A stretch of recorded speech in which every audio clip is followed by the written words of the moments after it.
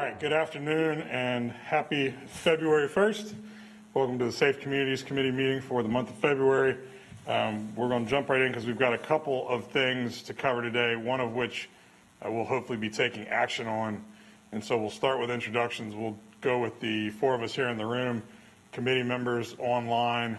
I don't see any other council members, and then other guests joining us online. So I'm Larkin Eggleston. I'm the committee chair.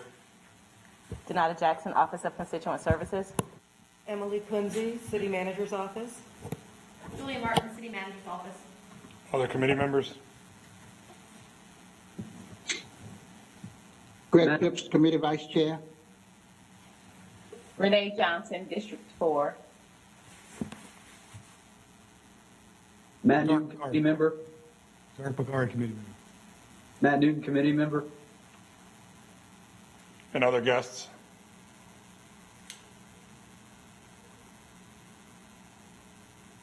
Karen Parker with the Justice Center Steering Committee. Andrew Oliver with Pass Place Child Advocacy Center and the Family Justice Center Steering. Hi, Laura Lawrence with Safe Alliance and the Family Justice Center Steering Committee. Dave Johnson, Major, CMPD. David Smith, Charlotte Department of Transportation. Hello, Debbie Smith, Charlotte Department of Transportation. Deputy Chief Stephen Brochu, Patrol Services. And Major Melanie Peacock, Criminal Investigations, CMPD. All right, all in, all done. All right, we're going to get into an update on Vision Zero and the traffic safety stuff we've been discussing for a couple of months. As folks will note, the makeup of our committee has changed somewhat. We've got a few new members. We lost a couple that we'd had prior with the committee realignment that the mayor undertook about a month ago. So welcome to the new folks.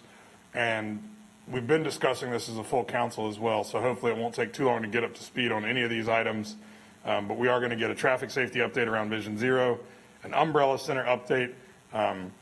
That one we will hopefully be taking action on upon the conclusion of our discussion. And then we're going to talk a little bit about our strategic work plan for the remainder of this term, which of course we don't know exactly when this term will end, but we know at this point it's probably going to be at least 6 more months, could be a little longer.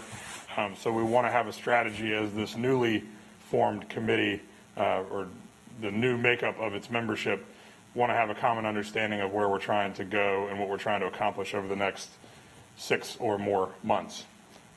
So with that, Ms. Kunze, who are we going to get Debbie Smith to lead us off on the Vision Zero discussion? Yes, that's right. Debbie? Excellent. Thank you. Good afternoon. Thank you, Chair.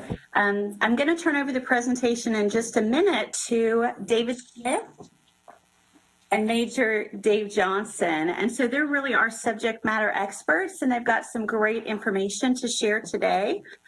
Just as a quick reminder, we've presented to you at the August, October, and November committee meetings, and we've really been spending that time discussing best practices and technology solutions that support our Vision Zero goals to eliminate fatal and serious injury crashes. So today's presentation is going to focus on 2 specific efforts, and those are the data-driven speed corridors, as well as this Travel Safe app. So David Smith is our Engineering and Operations Division Manager, and he's responsible for overseeing the traffic safety section. Major Dave Johnson oversees the Transportation Bureau for CMPD. And I just can't say enough about the fantastic partnership that CDOT and CMPD share in addressing our mutual goals for reducing fatal and serious injury crashes. So with that, let me turn it over to David Smith to lead you through the presentation. Thank you. And if we can go ahead and plan on covering the speed corridors, then pausing there. And committee members, if you've got a question, I'm keeping an eye on the WebEx and the hand raise function. So if you'll use that hand raise feature, we'll stop at the conclusion of the speed corridor section of this presentation and take questions and have discussion on that before we move to the connected vehicle technology piece. Thank you. Sounds great. So good afternoon. As Debbie mentioned, I'm David Smith. I manage the Engineering and Operations Division for CDOT. I'm happy to be with you this afternoon to continue the discussion from your November 9th committee meeting about traffic safety solutions. Next slide, please. Today, we're going to review the current speeding enforcement efforts and update you on the 2 Vision Zero technology pilot projects that Debbie mentioned, speed corridors, and a smartphone app solution called Travel Safely. CDOT introduced you to these concepts at the last meeting, and since then we have worked closely with CMPD to both identify some initial speed corridors and begin some enforcement work on those corridors, and review some pilot geographies for a Travel Safely implementation, and we're ready to present a recommendation to you on that.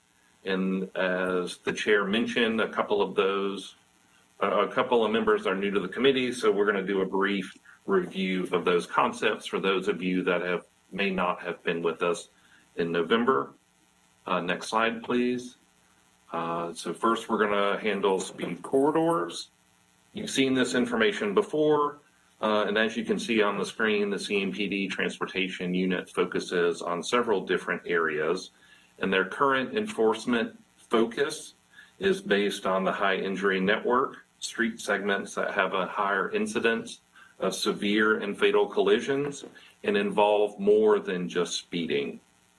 We've heard from council, this committee, and the general public that speeding is a concern, and the speed corridor effort we will be discussing today focuses on speeding only.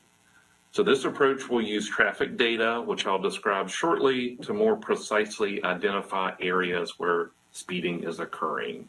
Next slide, please. So the committee has asked where speeding is a problem, and we really appreciate that question. And Debbie talked to you at your last meeting about a potential data source to help answer that question, including a data set that CDOT has access to called RIDIS. So this RIDIS data can be useful in analyzing where traffic is traveling faster than the speed limit.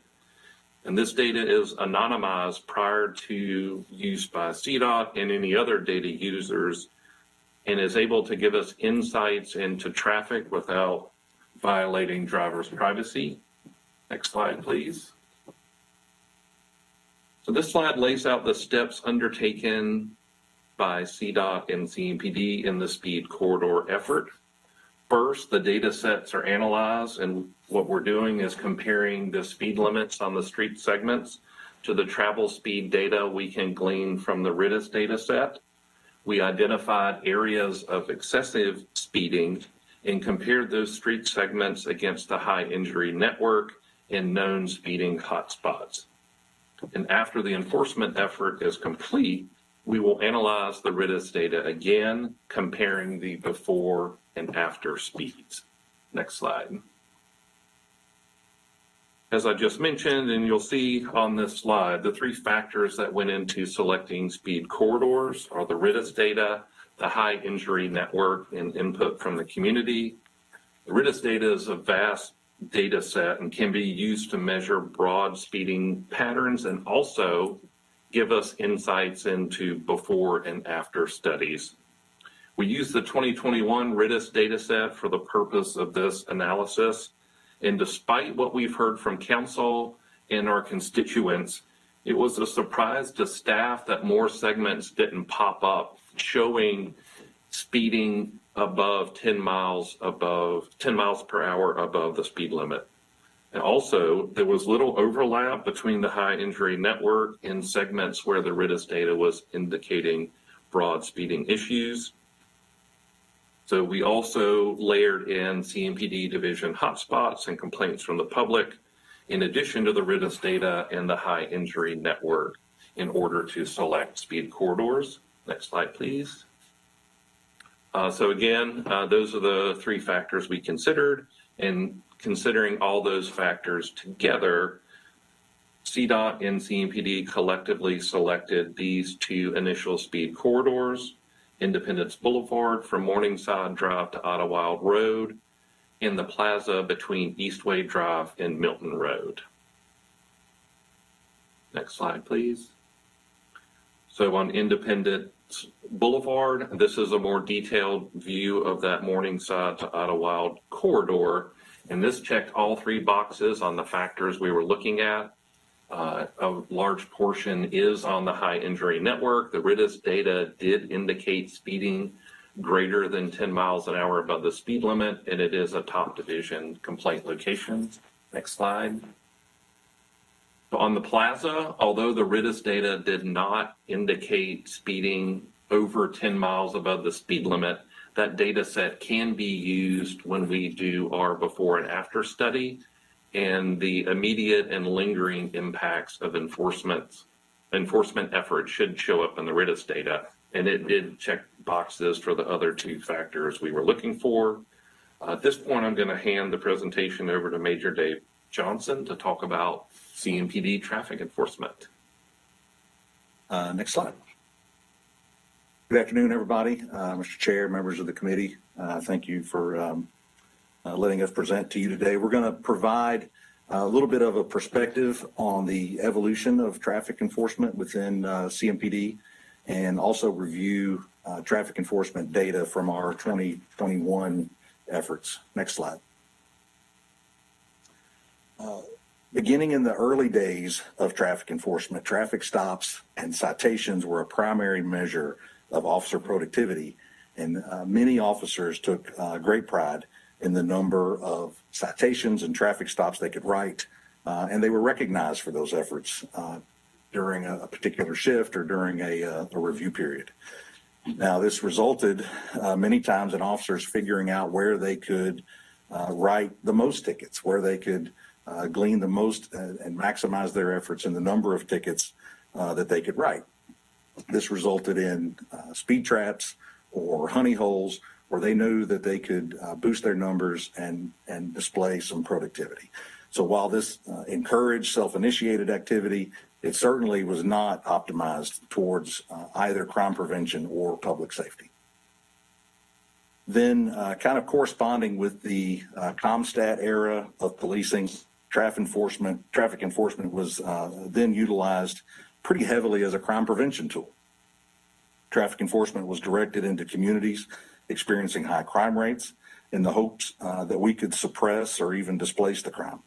Traffic enforcement as crime prevention, unfortunately, cast a large net that swept up a lot of folks that had absolutely nothing to do with the crime going on in the neighborhood, and many of those neighborhoods being fragile neighborhoods, and opened up many police departments to accusations of over-policing. That brings us to where we are today, which is evidence-based traffic enforcement. We have since evolved into a evidence-based strategy focused on public safety. Our enforcement is directed by high injury network data provided by our partners at CDOT and complaints from our community members. One kind of quasi weakness that we have recognized is that the high injury network corridors are evaluated on an annual basis. And our hope is that in utilizing RIDIS data, we can be more nimble in responding to increases in average speed in close to real time. Next slide. We also want to provide the committee with an overview of CMPD's traffic enforcement efforts from 2021. We have three teams whose primary task is traffic safety: our motors, our major crash detectives, and our DWI task force. They're all housed within our transportation division, which is comprised of 19 officers, 3 sergeants, a lieutenant, and 3 civilians. These officers conducted 112 individual operations in 2021. These operations included speed, DWI, and seatbelt enforcement, along with education events like the High School Academy and child safety seat events. Now, not every day is there a pre-planned operation. On those days, these officers and detectives are engaged in training, case preparation, court attendance, and more individualized enforcement activity as directed by their supervisors. Again, these locations chosen for these operations are based on the high injury network data and input from our community and our patrol divisions. Now, not accounted for in these statistics are the hundreds of traffic stops made every week by officers assigned to our patrol divisions. In 2021, That number amounted to over 69,000 individual traffic stops for an average of over 1,300 traffic stops per week conducted by officers outside the transportation unit.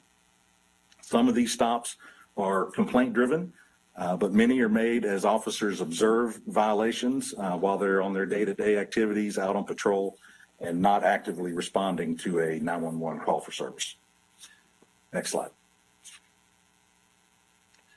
So this speed corridor pilot, utilizing RITIS data to help inform our work, we hope will be a further refinement of our current evidence-based enforcement efforts.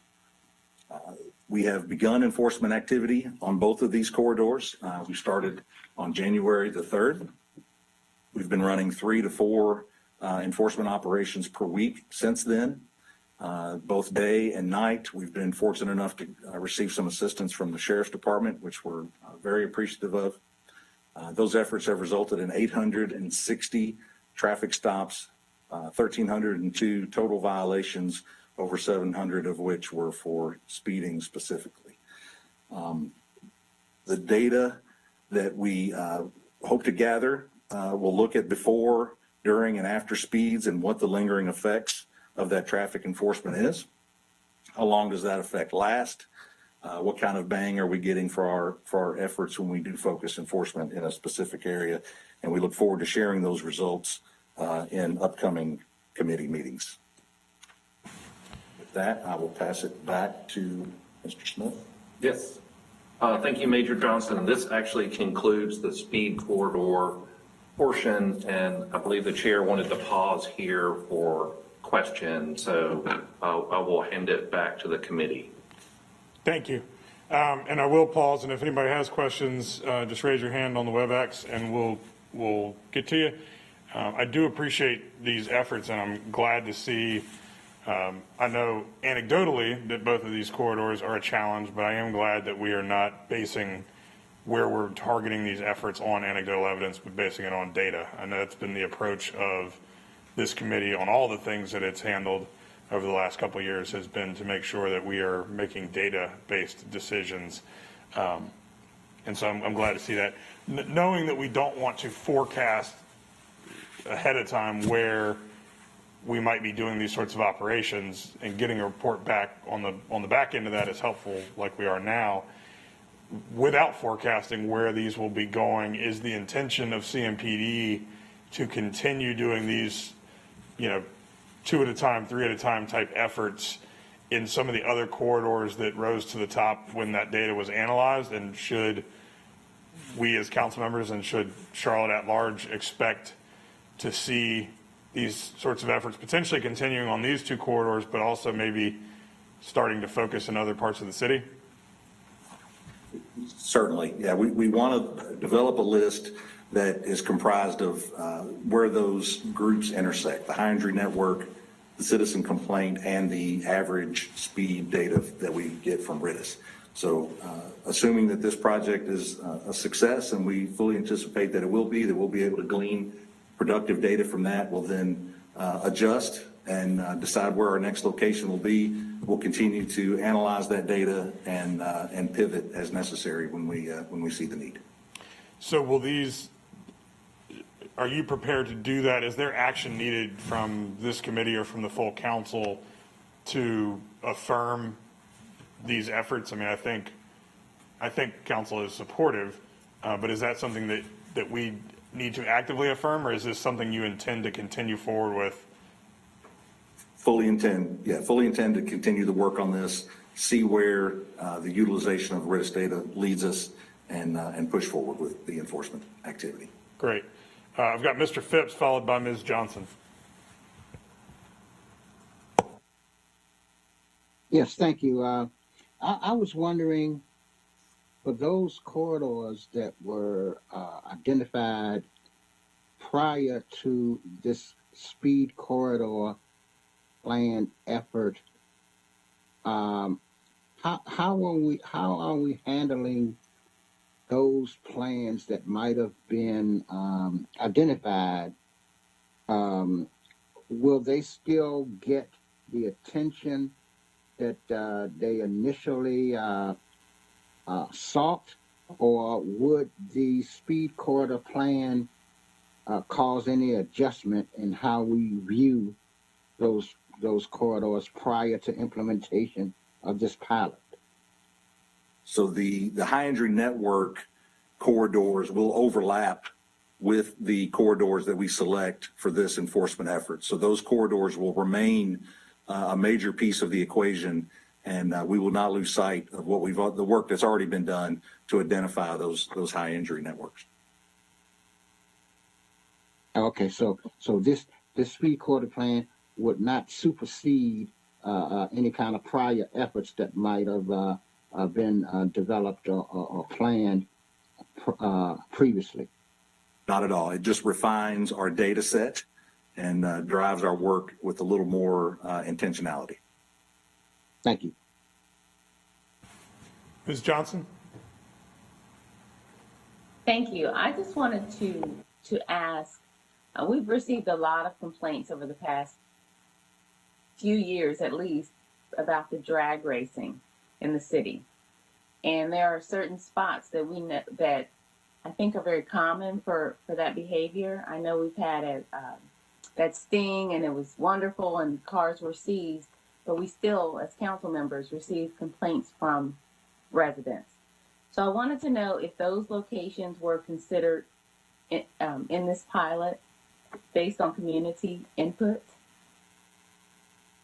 So the locations around town where we know historically drag racing has occurred are typically private property locations in business parks, which we can't enforce speed laws on private property, only on public streets. So the drag racing efforts are separate and apart from our speed corridor efforts, but they are ongoing. So there's work continuing from our efforts last year, and there are certainly some new efforts as we've seen an uptick as well in complaints and calls for service about reckless driving and large groups of cars gathering up in parking lots and doing that type of activity. So both of these are concurrent and ongoing.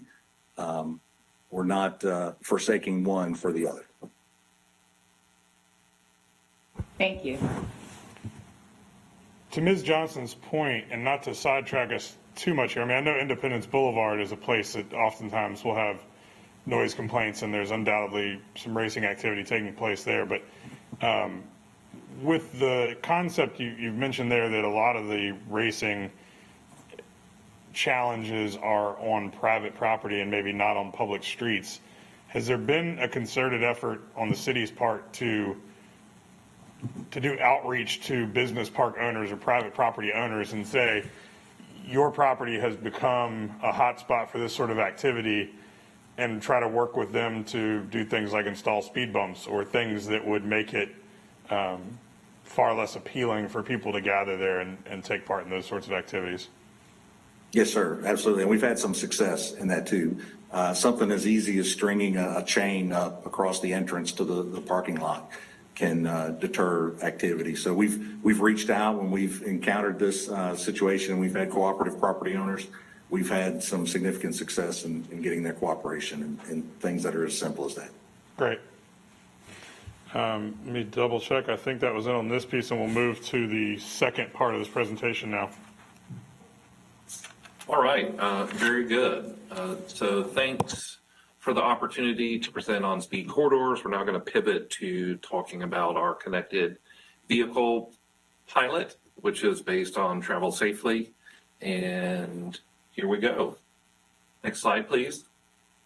So what is Travel Safely? So Travel Safely is a smart city technology that connects smartphone app users with the traffic signal data and also with each other. And it uses audible warnings to alert motorists and other users of potential hazards, as well as basic data about traffic signal operation.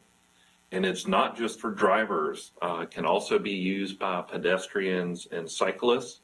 And the denser the network of users of the app, the more effective the system can be. And unlike other efforts we've described, which are more looking at data invisible to the user. This technology puts real-time information in the hands of roadway users and hopefully can help avoid crashes before they happen. At our last meeting, there was a question about whether or not the app can track individual users. And after doing some more research, we can confirm that it does not. Next slide, please. Also at the last meeting, we spoke about the Travel Safely project that is occurring in the town of Cary. They are implementing system-wide after a 2-year pilot on US 64, a major artery through the town.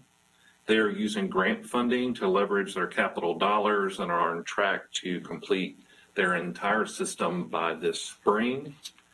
To put the Cary system size in context, Charlotte has about 4 times the number of signals that Cary does at 220.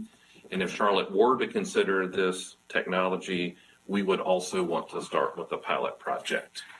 Next slide, please. To identify a pilot area for consideration, we weighed several potential areas against these characteristics that we're looking for.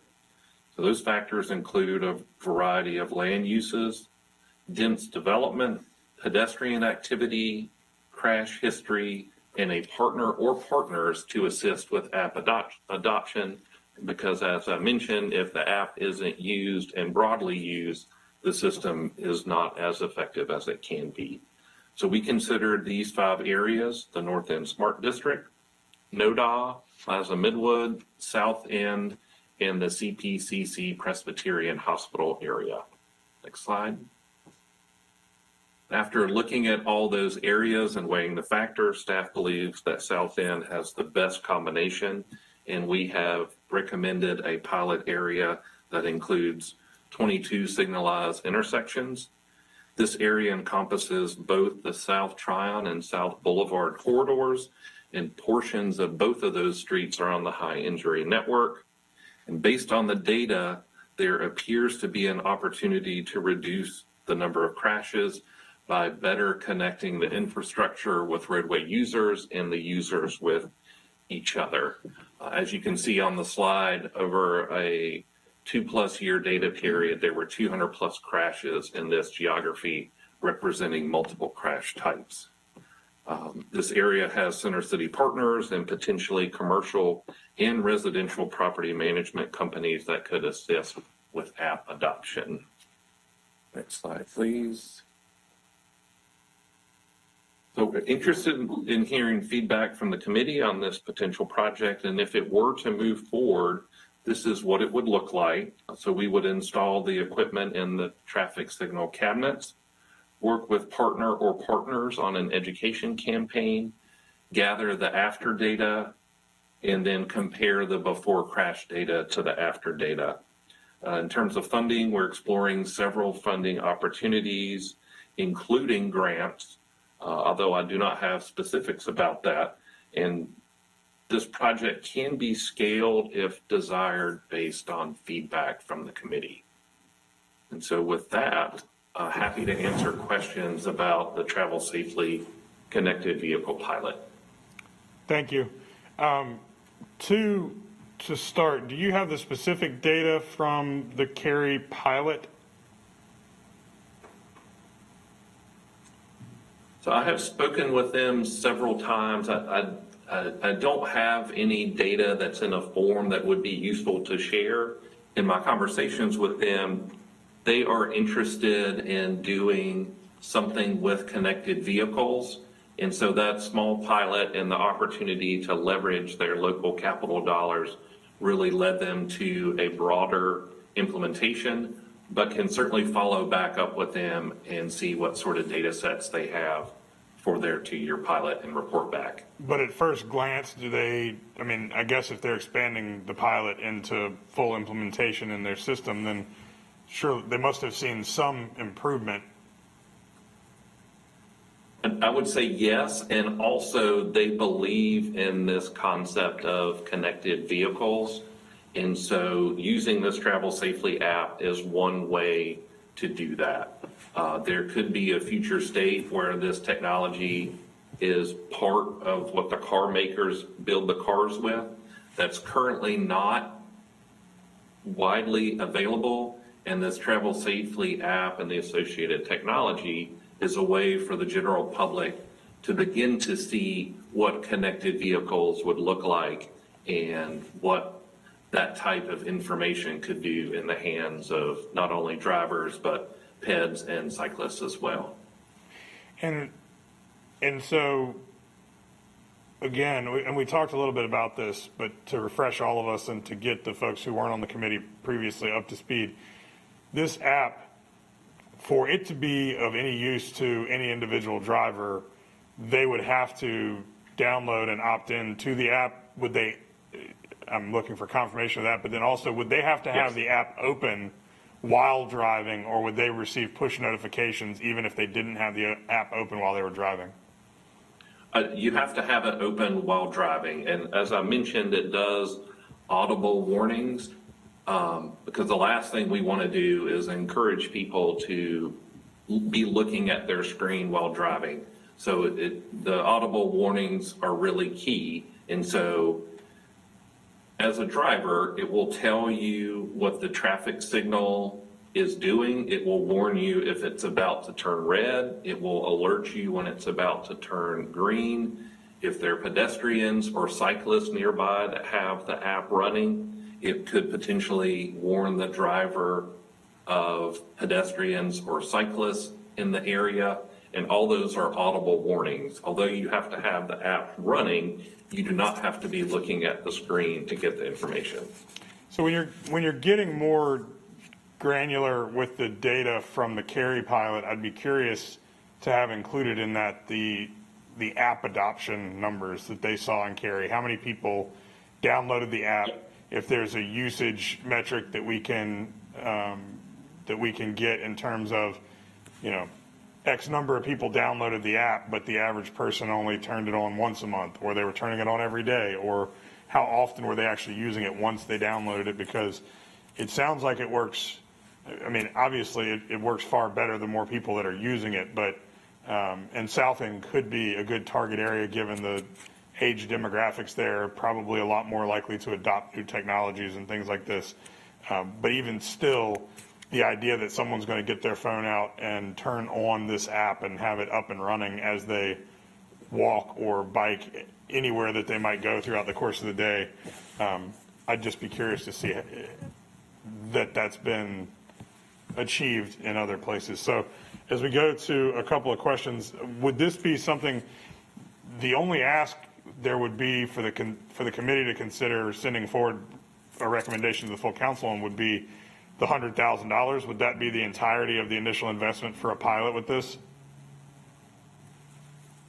Yes, and so we believe at about $5K per intersection, those 22 intersections can be deployed for approximately $100,000. And talking with Cary, this technology is fairly easy to install. Their experience has been you can do about 5 intersections per day. I'm not a technician on this, but if it's not as simple as plug and play, it's pretty darn close. Okay, so for the committee to consider as we go into questions, this is something that if we want to take action on today, we could recommend to the full council the adoption of this pilot program in this area. So again, I've got Mr. Phipps followed by Ms. Johnson. Yeah, I was wondering if we get into a pilot phase, would city vehicles be like buses have to have this app too? So if we wanted to use that portion of the technology, potentially, although I will say we would work with CATS and figure out if they have existing AVL data that could be used to feed into the app. So we're not asking that CATS drivers turn on the app. It's a great question, and I don't know that we've got to that level of detail yet. And would also want to think about emergency vehicles, PMPD, fire vehicles, medic, and what that looks like. Okay, thank you. Ms. Johnson? Thank you. I'm trying to imagine what this would sound like.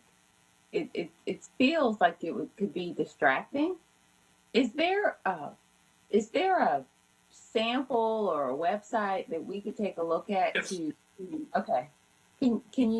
Are you able to share that with us so we can feel what that would look like? I don't know Or that we sound can. like? Right. I don't know that we can share it right now, but there's a short, less than 2-minute video that talks about the app, and can definitely send that out to committee, or if someone wants to try and tackle the technology. Yeah, I don't know that we're going to be able to show that now, but that is something that we can send out afterwards. I don't mean publicly, but for council members, so we can Sure.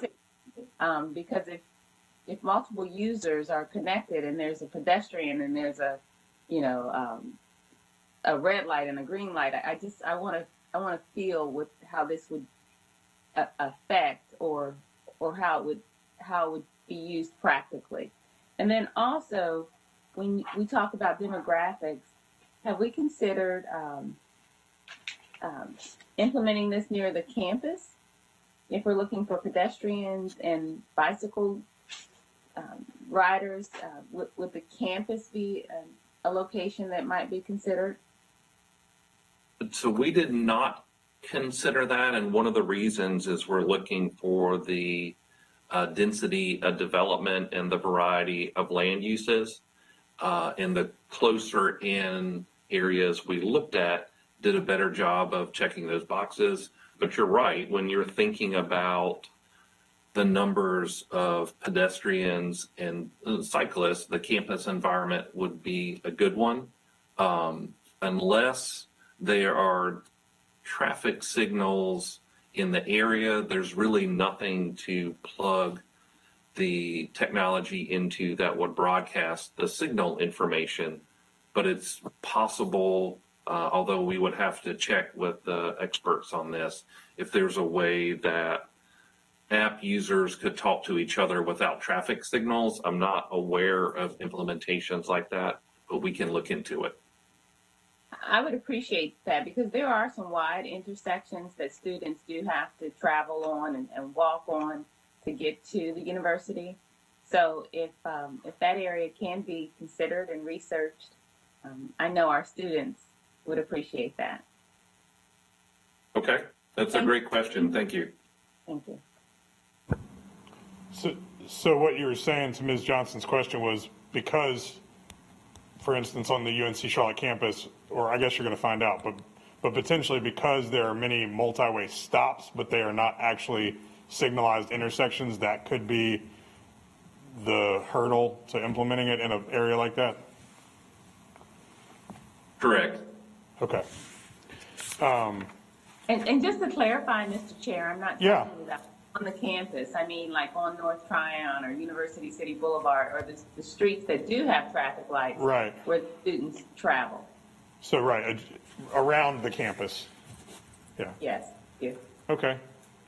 So, I mean, to me, and again, up to the will of the committee, but to me, $100,000 investment to try something. I mean, I think we all share the concern and we all share the urgency around looking for ways to improve the safety of our streets for drivers, for cyclists, for pedestrians, for everybody that uses them.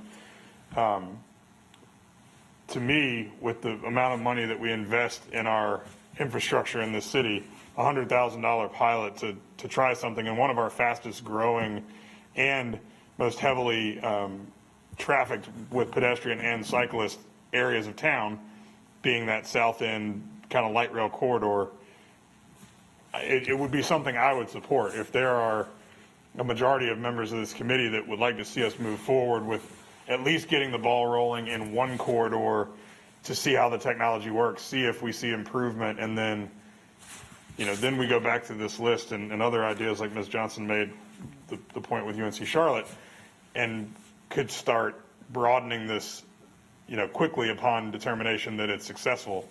I would be in favor of that, and And I suppose I'll make a motion if anybody wants to second it and there's a third or more that want to support it, to send to the council with the recommendation that we do allocate $100,000 or whatever the specific number is, but approximately $100,000 for the implementation of this pilot project in the suggested corridor.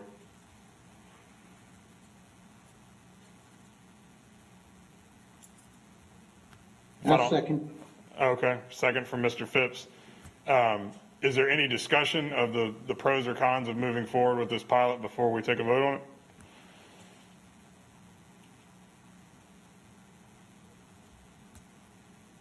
Seeing none, I will go in order of how we're listed on the agenda. I am an aye. Mr. Phipps? Yes. Mr. Bakari? Yes. Ms. Johnson? Yes. Mr. Newton? Yes. So that passes unanimously, so we will send a recommendation to the council to follow the recommendation of CMPD in regards to this technology and this pilot corridor that they've identified. And then hopefully we see the success in it and we can start to replicate that in other data-driven target areas in our city. So with that, do we have anything from our colleague, any additional information from our colleagues at CMPD today? Nothing else. Thank you. Awesome. Thank you, guys and gals, so much for that presentation and for all of that work. And we will jump into our second big topic for the day, which is an update on the Umbrella Center, which, again, this committee and the full council have discussed a number of times. But I believe there has been some significant progress and there is some significant news to be shared since the last time it was covered. So who is going to be leading us? That's going to be you, Ms. Kinsey. Yes, thank you. So as the chair said, the Umbrella Center has been discussed several times in the committee. Next slide, please. The mayor made an official referral 1 year ago today, February 1st, and the steering committee for the Umbrella Center made a presentation February 2nd where they provided an overview of what the Umbrella Center would be, the need for it, and their financial request. On May 4th, staff from Strategy and Budget came back and gave the committee a report on family justice models in peer cities. And on June 1st, I provided an update to the committee that the financial request had been reduced from $10 million to $5 million, but we were waiting, and we made a commitment that we were interested in collaborating on this, but we wanted to see some progress before making a commitment. Next slide, please. So the Umbrella Center is modeled after the Family Justice Center. It's a proven model with documented outcomes. Reduced domestic violence-related homicide, increased victim safety, increased efficiency and collaborative services to victims, increased prosecution of offenders, increased effectiveness in community efforts to break the cycle of violence for children. The model provides improvements in all of these areas. Next slide, please. So the Umbrella Center financial projections, their expenses amount to $35 million with a capital construction renovation estimate of $30 million and an endowment for operational assistance in the amount of $5 million. To date, the revenue that has been raised has been $4.245 million in private fundraising. Mecklenburg County has also committed $10 million for a total of $14.245 million. And that is 41% of the overall goal. If the city of Charlotte was to also make this commitment based on full city council approval, it would reach 55% of the projected revenue. Next slide, please. So this is further information on the progress that has been made. As I said in the previous slide, over $4.245 million in private dollars has been raised. That's almost 21% of the private fundraising goal. They have $6.5 million in pending asks. They anticipate $2 to $3 million in outstanding requests will be decisioned in the first quarter of 2022. They anticipate much of the private dollars to be committed by the end of 2022, most spread over 3 to 5 years. Again, Mecklenburg County has committed $10 million and has committed to own and provide ongoing capital maintenance of the facility. In addition to fundraising progress, they have also identified some potential locations, and the priority for the locations is in the corridors of opportunity within 4 to 5 miles of Uptown. For instance, they're looking at 5 potential sites near Johnson C. Smith University campus, exploring areas on Nation Ford Road and Eastway and North Tryon near the future county's Community Resource Center, and scouting properties on Freedom Drive near Ashley, which is near the Valerie Woodard Center. In addition to this location, the northern towns and southern towns have also committed that in one of the northern towns and one of the southern towns, they'll provide in-kind space for satellite centers to service people in those towns. Next slide, please. So the project timeline is that they will complete site selection by the end of the second quarter of this year and initiate construction and renovations and complete quiet fundraising phase of solicitations and commitments by the end of this year.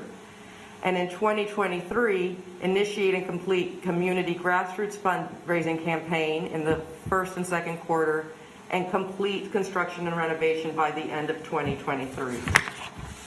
And so that is the update since the last report on June 1st.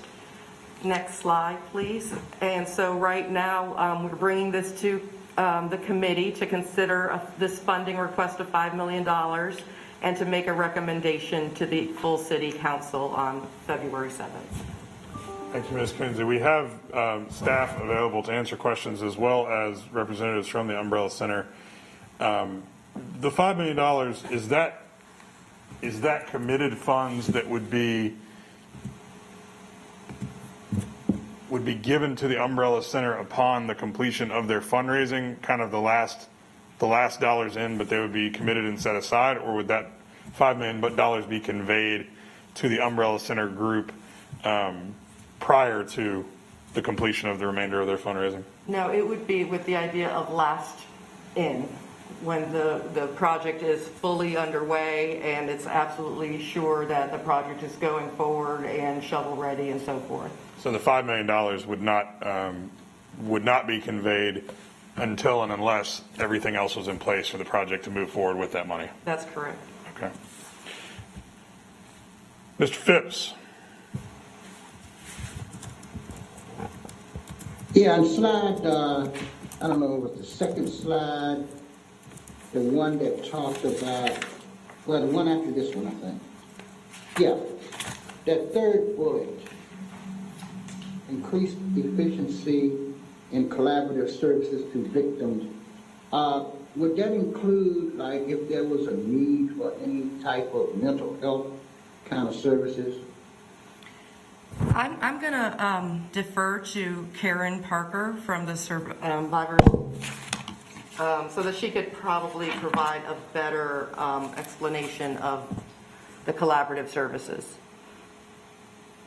Thank you, Emily. Yes, that does include mental health services. Several of our partners include Mecklenburg County Community Support Services as well as Pat's Place Child Advocacy Center, and both provide those types of mental health services both for adults and children. Thank you. Another question I had was the small town contribution, one up north, one in the south. Have we calculated how much of a contribution that would be in terms of them providing space for satellite offices? Would that funding be separate and apart from the county's total funding? Or would that be additional, would be considered additional funding from those small towns? My understanding is it's separate from the 10 million, but Karen, again, if you want to provide any clarification.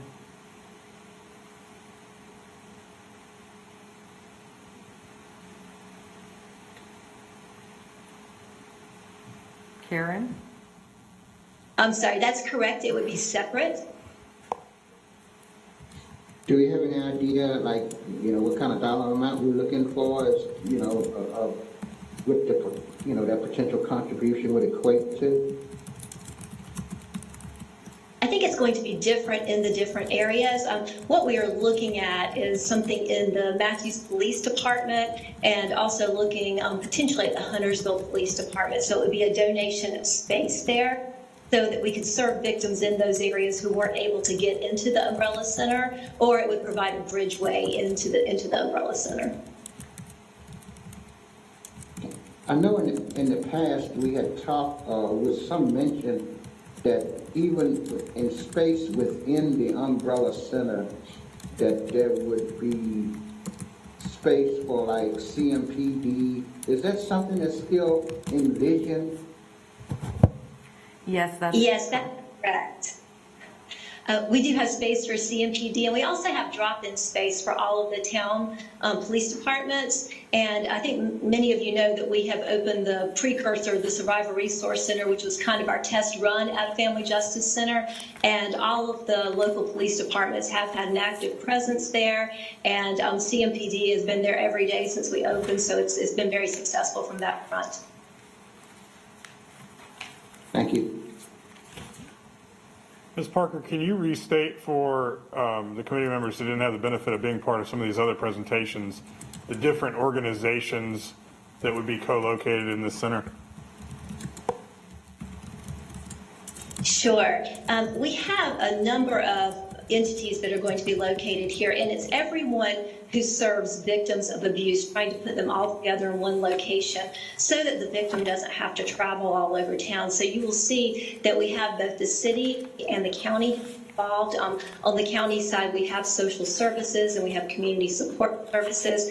We have Safe Alliance, and we have provides domestic violence and sexual assault services. We have Pat's Place Child Advocacy Center, as well as the Jamie Kimball Foundation for Courage. The DA's office has been a very strong supporter of this project.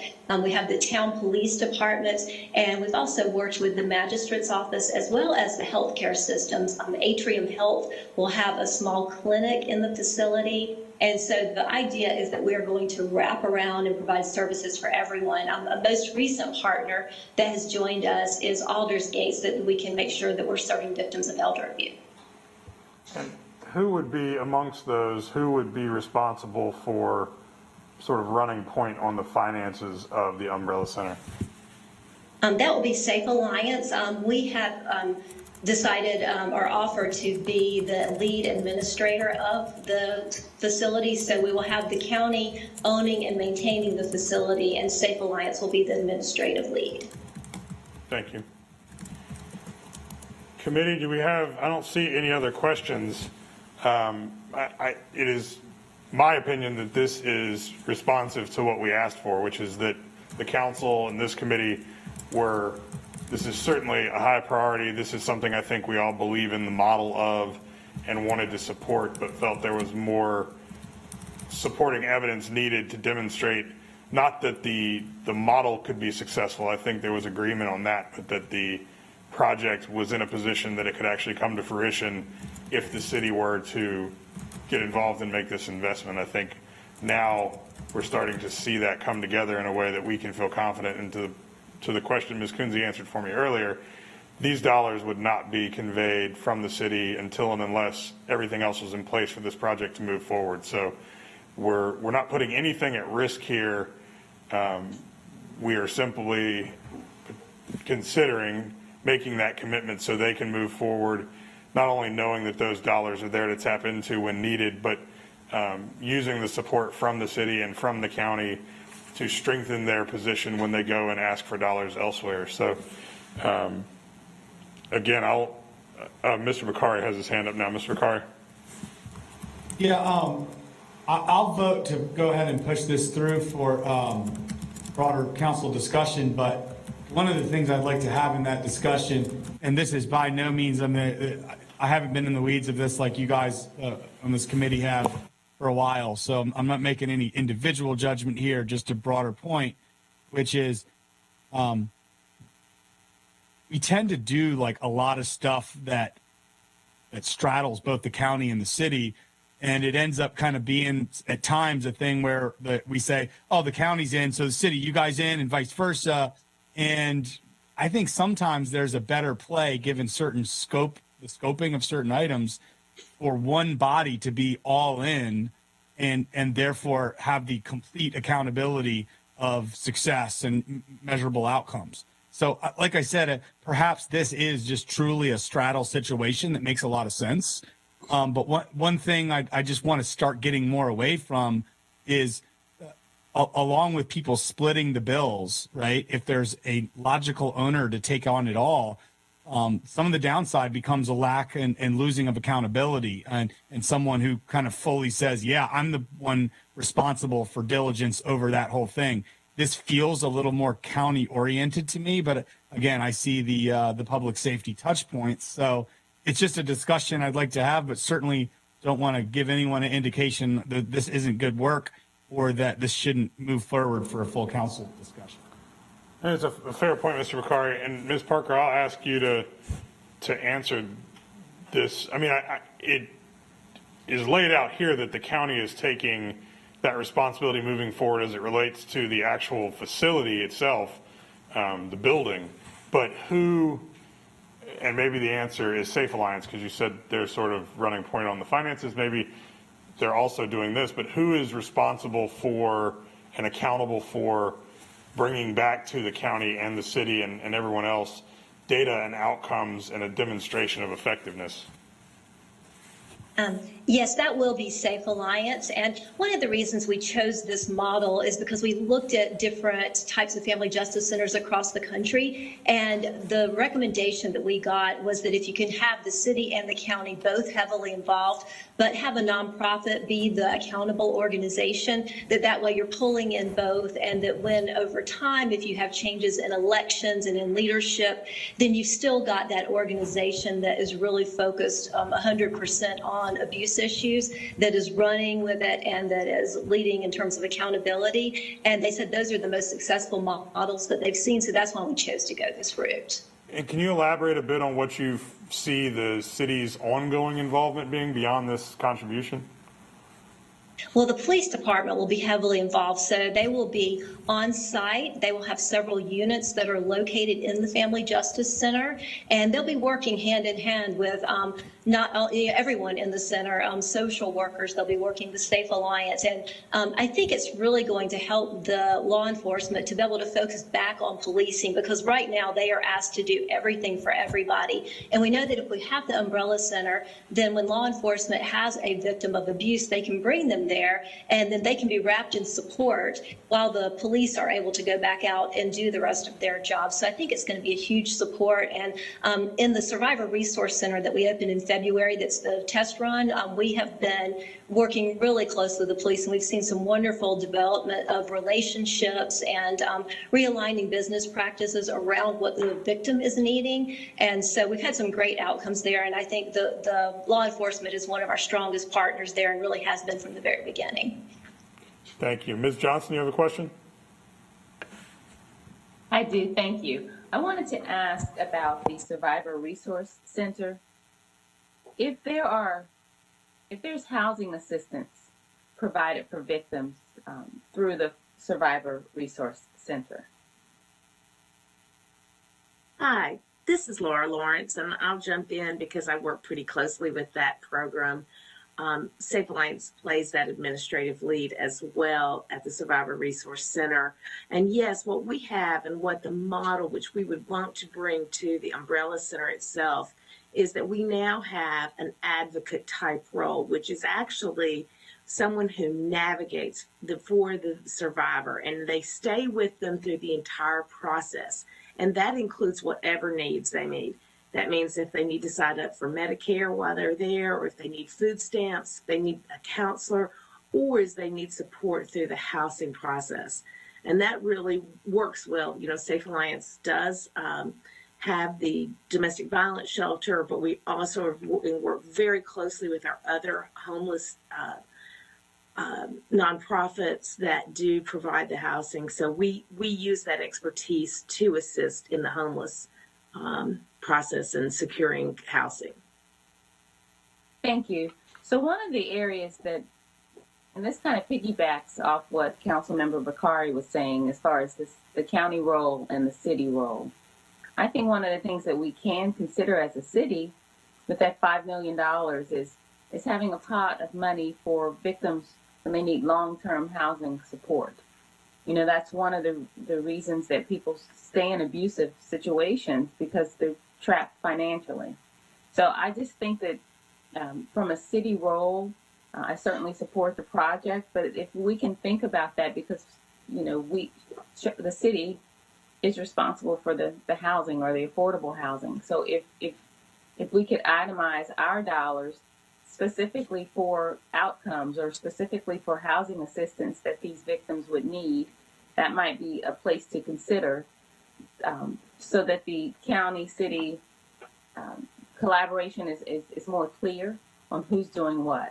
And that's just my thought, because the victims, when you talk about outcomes, the wraparound services are very, very important, but at the end of the day, many times people need the practicality or the solution to be able to get away from the situation.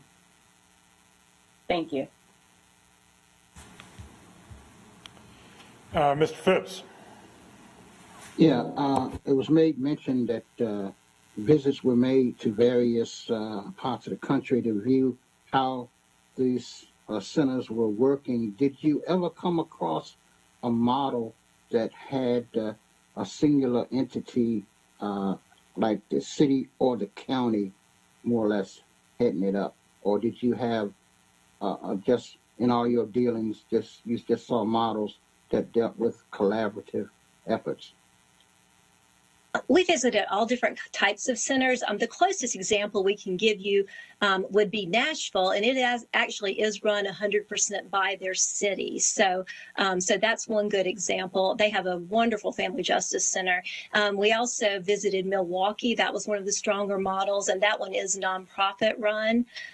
We also visited Fort Worth, and we've looked at a lot of different ones around the country. So there really is a number of different types of models. Sometimes the DA's office runs them. Sometimes the county runs them. Often the city runs them. So there really is a wide variety. Thank you. So again, this is a decision that will be finalized by the full council, but I hope that we can send it to the full council for a complete discussion with all of our colleagues. But I'll make the motion that I would like us to recommend to the full council allocating the funding, again, with the caveat that it would be the final piece of the funding, but we're setting it aside, and when all other funding pieces are in place, the city's $5 million is there and is committed for the implementation of the Umbrella Center. Yeah, I got a final question about that. Before we get to discussion on the motion, I'll need a second, or if I have a second, that'll be that. Second. All right, discussion, Mr. Phipps?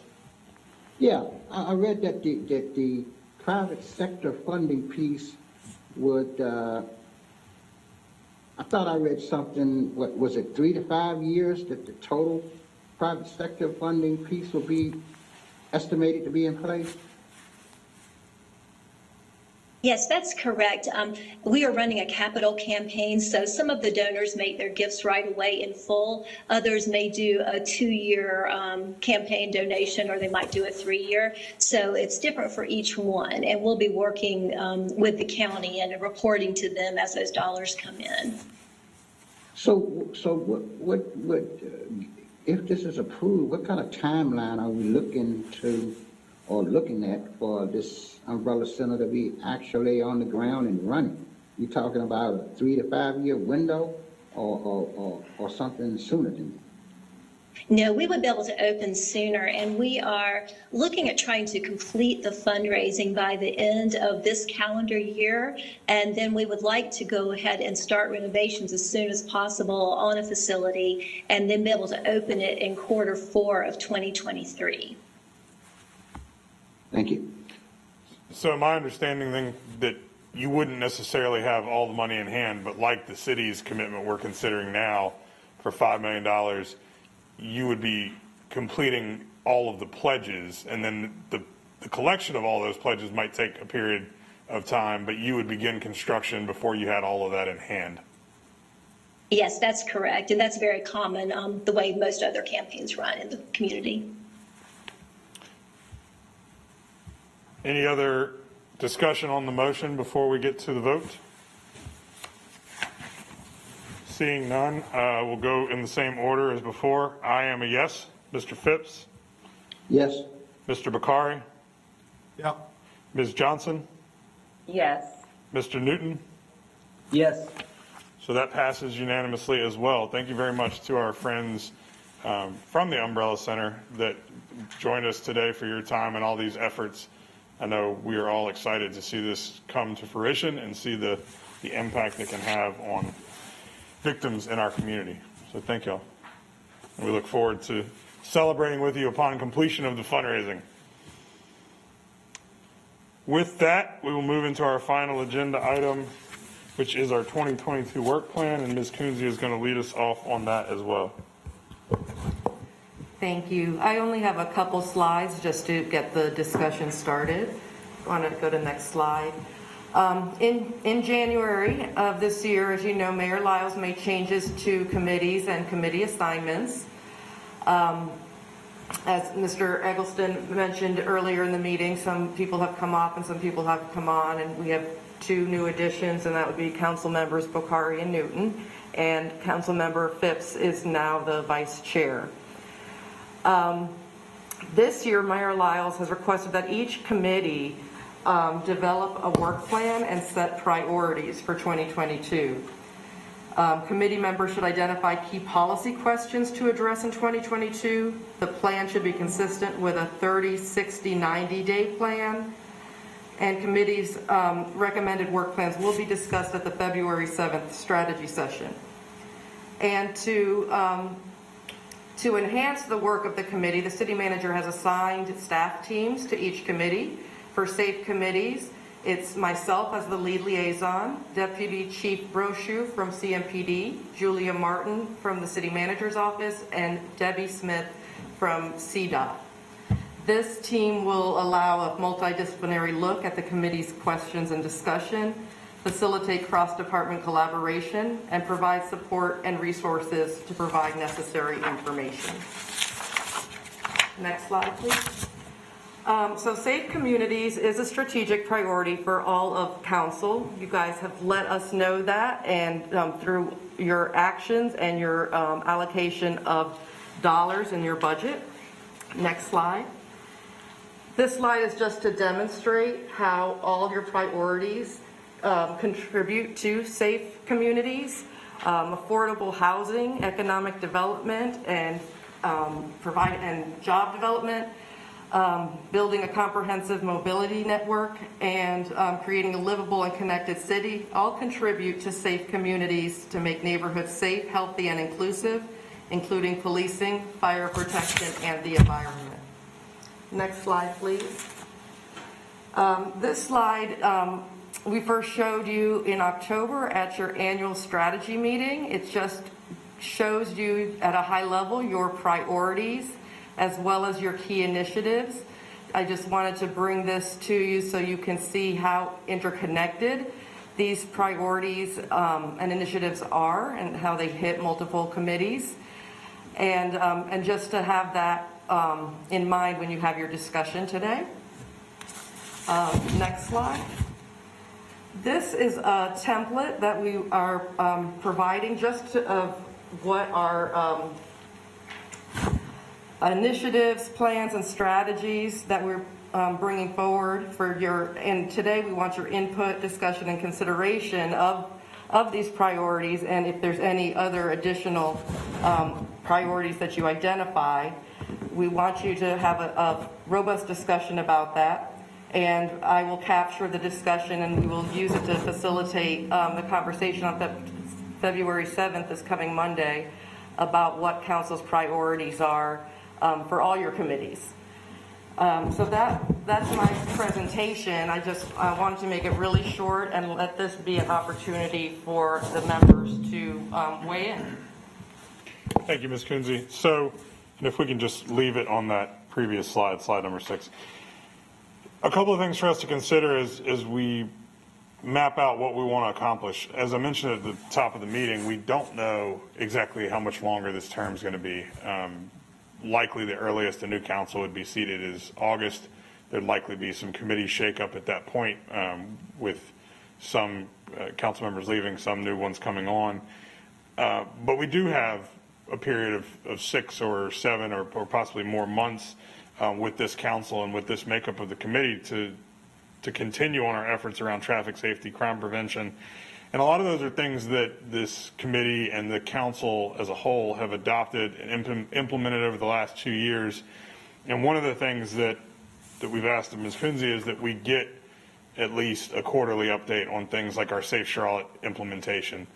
Those are things, again, that have already been approved, but we want as a council and a committee to know where we stand on them, what sort of progress we're seeing in the rollout, and what sort of results we're seeing from those programs being implemented.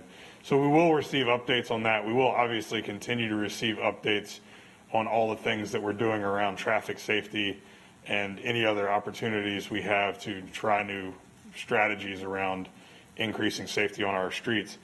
One thing that in a conversation we had with Mr. Phipps, I believe last week, that he brought up, and I know has been top of mind for a lot of folks, given a lot of the stories that we see in the news every single week, around gun safety awareness. And at different periods of time, I think this kind of rears its head as news stories bring it back top of mind. But it is something that can be focused on, and maybe something for us to consider that could probably be tackled in a period of 6 or 8 months. You know, I don't think we want to take on something that's entirely net new to our primary current focuses of crime prevention and traffic safety, because I don't know that we'd have the time to start something from scratch and really make the progress and get the outcomes that we'd want to get in the period of time we have remaining in this term. But I think that gun safety awareness fits pretty neatly into the crime prevention strategies. And there's so many other things where I think that can have a beneficial impact if we are increasing the things people are doing in our community to be responsible gun owners, to make sure that guns aren't getting in the hands of criminals or in the hands of children. I think that could be a great thing for us to focus on, but we want to, and you see all of what's listed here, if there are other ideas, we want to put them on the table today, because I think whatever it is we want to take on in addition to what's already on our plate, we need to get moving on quickly. But again, I will caution that we be mindful of the fact that if we are starting something completely from scratch, we might be setting ourselves up for failure given the limited timeline we likely have in this term. So I'll look for hands with thoughts on the gun safety awareness idea Mr. Phipps had for us to take on, and any others that you might have, or if you simply think there's some other things that we need to be focused on within crime prevention or traffic strategy that aren't on this list. Mr. Bakari? Yeah, you know, I don't know. I could loosely make an argument for why it's traffic safety or crime prevention, but I think one that has long been ignored by this entire body for other topics, and in some cases rightly so, because the other topics were you know, on fire and critical, goes back to employee morale in the police department, and really having policies and perks and a culture in place that makes this an employer of choice, as we've said in the past. So while your point's well taken of fighting off some scope that is far too large of something to get done in the amount of time we have, I think we could definitely make and almost back into a scope that could make a big dent in our employee morale needs and really, making sure that we're putting a lens now that we've gotten through some difficult times over the last 2 years on this being an employer of choice for CMPD officers, and making sure that they understand we're going to put just as much commitment behind their culture and workforce experience as we do the community perception and experience they have from a customer service perspective. So, Mr. Bakari, I think it's a valid point. I guess I'd ask you whether you see, I would envision if it's around policies within the police department, I would say that might be more appropriate for this committee. If it's around things like compensation, I think it's probably a more appropriate conversation for our budget committee. So I guess I'd just ask you to explain a little further which side of that you think we might undertake here, or specifically what sort of policy issues we might want to unpack in the public safety, community safety committee. I think it's hard to go down that path without having some element of compensation as part of it. I don't necessarily know that we need to make that all of it, nor do we need to make it only about salaries and percentage, year over year budget increase requests. I think we can, get to a high level vision around some of those items that we toss to the broader council to toss to other committees that make sense. But I think there are opportunities to look at opportunities for bonuses and just quality of life based things that have financial touch points, as well as just broader cultural elements that can manifest itself into the policies that we understand. CMPD and first responders are a special class of city employee. And while there are things that apply to everyone, there are certain things that require a special focus, just like we have a whole committee that focuses on, their impacts to the community and the measurable outcomes there. So, I'm not saying let's take over the work of another committee, but I think certainly having a holistic look at this special class of employees, makes all the sense in the world given what they've been through nationwide and across our own city over the last couple of years. Yeah, I don't think you'd find any disagreement on council, particularly if you look at the last 3 or 4 budgets. I think the council has repeatedly been committed to making sure that our first responders are well taken care of. If it would be responsive to your request there, what I might suggest to Ms. Kunze is that we ask Chief or someone from CMPD, whoever the appropriate person is, to maybe bring the committee at the next meeting or one of the next 2 meetings maybe. I know there's been work done around trying to create some data as it relates to, I know we do constant, I don't know why I can't think of the word I'm looking for, constant evaluations, data-based evaluations around employee satisfaction and things like that, retention. So maybe an update on where we stand. Are those levels higher, lower, and what are the things that CMPD believes could be done? Obviously, pay is always going to be one of them, but what other things are there that CMPD believes could be done to improve employee satisfaction, retention, morale, and all those things? Mr. Bakari, would that be responsive to your suggestion? Yeah, I think that would be excellent. Again, it's a high level beginning of an idea based on just rumblings of many conversations I've had. I think a really good next step would be allow leadership in CMPD to put some reality in what they're seeing, what the numbers are showing us, and where the opportunities are, and bring that back for us to with a little more meat on the bone. All right, then we shall do that. Mr. Phipps. Yeah, I am aware that we have our first budget workshop session coming up, I guess next week, I think on February the 9th, at which time there will be some discussion of some enhancements made to our compensation plan for first responders. It's been some considerable work done, I guess, in the intervening months since we suggested that more work needed to be done on some of those plans. And I think we're going to get an update at that first budget workshop on some enhancements that I would think that could jumpstart a lot of, some of what Mr. Bakari envisions in terms of looking at a holistic approach to just looking at our incentives and policies for our first responders. So I look forward to that. Thank you, Mr. Phipps. Ms. Johnson? Yeah, thank you. I would support that idea also that Mr. Bakari proposed, especially, but I also want to make sure we're lifting up the fire department. I know that he said the first responders, but I want to make sure that the fire department feels included. And they've already started some of the work when you talk about evaluations. So we already have some information from the fire department that we've received. So this might be an opportunity to discuss the morale in both CMPD and in the fire department. So I would support adding that as a priority as well. Agreed. Thank you, Ms. Johnson. Is there any feedback to the suggestion from Mr. Phipps around lifting up gun safety awareness and what role we might have? I think that's likely going to be an opportunity to partner with the Sheriff's Department as well, given that they are the administrators around things like gun permits, concealed carry permits, things like that.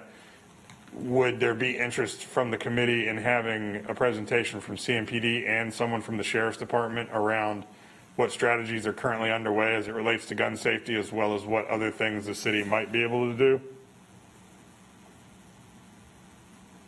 I can't see everybody's faces, so if people are nodding, I'm not capturing it, but if just shout out yeses, or if you think, okay. No, it's definitely yes. Yes. Mr. Bakari's silence I'll take as a affirmation of the idea. So I think that gives us a lot of good stuff to work on if we are getting an update and possibly some suggestions as it relates to making sure that the folks who are tasked with keeping our communities safe are being taken care of in the ways that they need to, from compensation to mental health to just the appreciation that they're receiving and the morale that we are creating with our work environment. If we're talking about ways to keep guns out of the hands of folks who we don't want them in the hands of, and we're continuing to receive updates and be apprised or stay apprised of opportunities as it relates to our other crime prevention and traffic safety efforts, both ones that have already been implemented and tracking how they're going, as well as ones that we might consider implementing. I think that's a pretty strong list, a robust list for a 6 to 8 month period, but I also think that it's stuff that that can be handled in that period of time. So does anybody feel like there's something we've left off there? I think that's going to probably keep us pretty busy. Yes, Mr. Bakari? I think one more thing, and Chairman Eggleston, you and I don't need to elaborate much because you and I have actually shared this as district reps. A lot of times, a lot of neighborhoods have usual suspects and kind of houses and groups that are the problem areas. And we find these are really well known. And a lot of times these places have the ability to navigate the system and remain a problem area for the communities. We've both had at least one, if not multiple, of these in our districts. And we find, I'll speak for both of us, we find that when we convene certain cross-functional bodies, particularly, CMPD, the city attorney's office, the DA, sometimes the sheriff and others, we are able to troubleshoot something that hadn't been able to be solved for years, if not decades. I'm wondering if staff could go take those lessons that we've learned from those very specific things and see if there's a new construct, something we could learn from and really go after in a spearfishing manner these known trouble areas that just have figured out how to circumnavigate the current rules to make a difference. I know how much it mattered to people in those neighborhoods of the examples I'm thinking, and man, what a really targeted, piece of work that could be with measurable outcomes. Yeah, I think that's a good point. And that's something we can get some feedback from CMPD on as well, because it's much like our strategy around traffic. I mean, it is identifying the places where, and it can be data based. It doesn't need to be anecdotal, because the calls for service that these addresses generate every single week, you ask any district rep or any neighborhood association president, and they can tell you where the house that causes 70-80% of the trouble is. Everyone in the neighborhood knows it. And it is a quality of life issue. It is a public safety issue. And I think we can use data to identify those places. And to your point, I think it is an interorganizational effort that takes into account law enforcement, but also the judicial system, to say, how do we rectify something that's causing, in some cases, literally one or two people in one home that are causing so much angst in an entire community.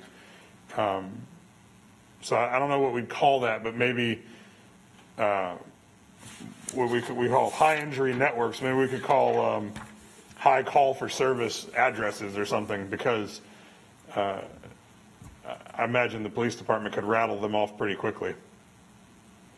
We can collaborate later on potential op names. A fun acronym. Yeah. We'll start our acronym work after the committee meeting. Yeah, I'll call you. Please don't. All right.